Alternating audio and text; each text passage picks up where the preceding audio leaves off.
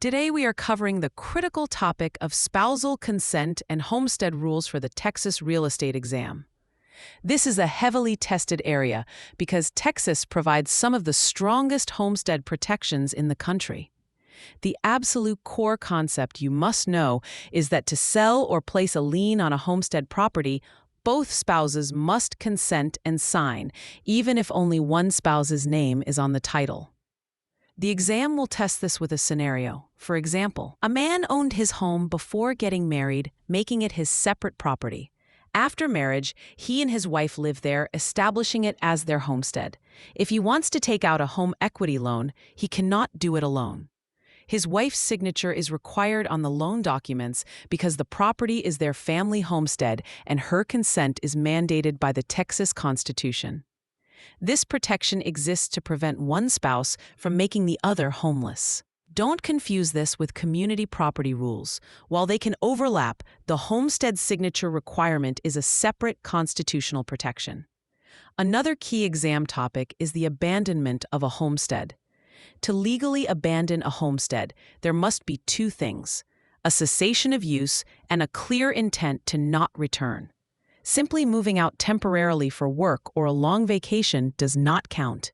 The exam trap is a question where a family rents out their home for a year while traveling. This is not abandonment if they intend to return. Generally, the clearest proof of intent to abandon is acquiring a new homestead.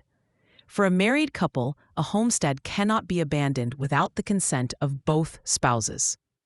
Estate planning is also significantly impacted by homestead laws.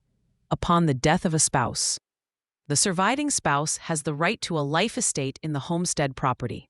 This means they can live in the home for the rest of their life, even if the deceased spouse willed the property to their children or someone else.